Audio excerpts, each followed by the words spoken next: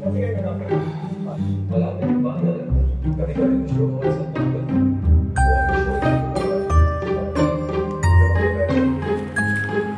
ऑफिसमधल्या सर्वांना पार्टी द्यायची आहे. जेवण 5,500 रुपयामध्ये ठरवलेलं आहे. 18 जणांचं जेवण आहे आणि आज लास्ट डे आहे आपल्या ऑफिसमध्ये.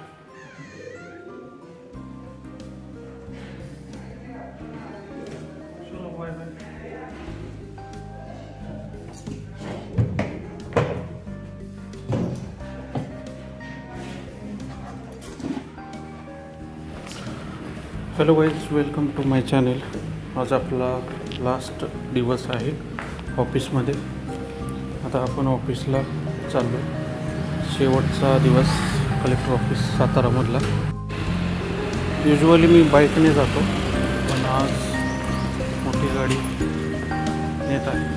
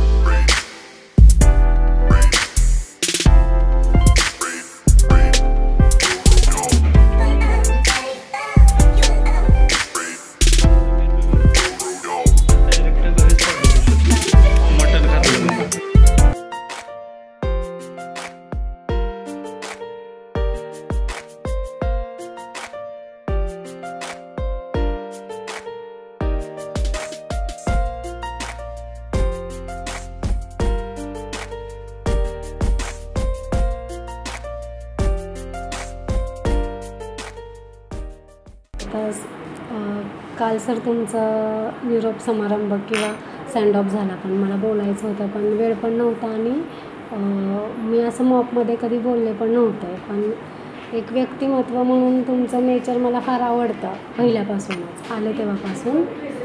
मी म्हणजे तुमचं काम करायला कोणी येत नसलेला पण माणूस तयार म्हणजे ते काम करू शकतं, कारण तुमची काम सांगण्याची पद्धत एकदम शांतपणाने आणि समजून असं वाटतं की 2 मिनटात मी हे काम करू शकते, असं तुमचं काम सांगण्याची पद्धत आहे. आणि दुसरी गोष्ट म्हणजे तुमच्याकडे जेव्हा बघतो, म्हणजे मी स्वतः माझं वैयक्तिक मत असं आहे की तुम्हाला तुमच्या मम्मीने कसं घडवलं असेल. असं बोलायचं म्हणजे आपल्यापेक्षा एक मोठे ऑफिसर आहेत, पण त्यांच्याबद्दल कसं बोलायचं, काय बोलायचं, आणि पुढे सगळ्यांसमोर तर कधी बोलले नव्हते म्हणून ते सगळं मनातच. पण तुमचं प्रमोशन झालं तेव्हा मी ह्यांना सांगितलं आमच्या की बघा ना, आमच्या ऑफिसमधले थोरात साहेब आहे, त्यांचं आत्ताशी एज एवढंच आहे आणि त्यांचं एवढं छान पोस्ट त्यांना मिळाले. तेव्हा म्हटलं अगं हो, हे काय आत्ताचं नसतं, ते त्याच्यामागे खूप कष्ट असतात, त्यांचेच नसतात तर त्यांच्या फॅमिलीचे पण असतात. मग तेव्हा मला तुमच्या मम्मीचं असं वाटत होतं की त्यांनी कसं तुम्हाला घडवलं असेल. आणि तुमचं सेवा पुस्तक लिहिताना तर मला तुमच्याबद्दल जी इमेज होती ती अजून थोडीशी म्हणजे छान वाटत होतं. मग तुमच्या नावात पण एक वजन आहे, तुमच्या पप्पांच्या पण नावात एक वजन आहे, आणि तुम्हाला फॅमिली बॅकग्राऊंड पण असेल कदाचित, ते काय मला माहीत नाही आहे एवढं.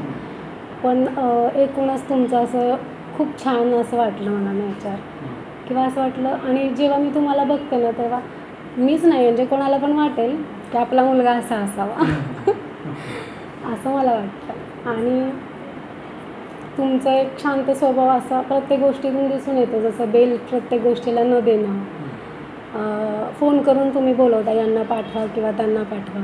आणि जर मी तुमचा स्टाफ पण खूप तुमच्यावरती, आम्ही जसं खुश आहे तसंच असणार आहे, आणि आम्हाला कधी जर मदत लागली तर सहकार्य करा. बाकीचं काही नाही. आपली मुलं घडत असताना वाटतं की बाबा, पाहिल्यानंतर वाटतं की खरंच काही आहे, म्हणजे या मुलांच्या मागे काही आईवडिलांचं कष्ट असेल, त्यांनी कसं तुम्हाला हे केलं असेल, असं प्रश्न पडतात. मी बऱ्याचदा तुमच्या मम्मीचाच विचार करते. मला असं वाटतं की कधीतरी आपण भेटावं त्या व्यक्तीला, जसं की विचारावं. त्यामुळे तुम्हाला माझ्याकडून शुभेच्छा. पुढे गेलात तरी कधी जर, मी तर अजून मुंबई पाहिली नाही, कधी आले तर नक्की तुमची गाठ घ्या. Thank you sir. आजचा माझा या जिल्हा नियोजन अधिकारी सातारा जिल्हाधिकारी कार्यालय इथं आजचा माझा शेवटचा दिवस या चेअरमधला आहे. आणि या 2 वर्ष 4 महिन्याच्या कालावधीमध्ये मला आमची नेहमी माझ्या चर्चेतील चांगली चर्चा व्हायची ते माझे सहकारी गोडस्यांना माझ्यासोबत आहेत आणि नेहमीच त्यांची मला इथं आठवण येत राहील भविष्यामध्ये. आणि त्यांच्यासोबत काम करताना खूप मजा आली आणि त्यांचा जो प्रामाणिकपणा आहे आणि स्पष्ट वक्तेपणा तो मला फार आवडला. आणि मी कायम या निमित्तानं त्यांना मी स्मरणात ठेवीन.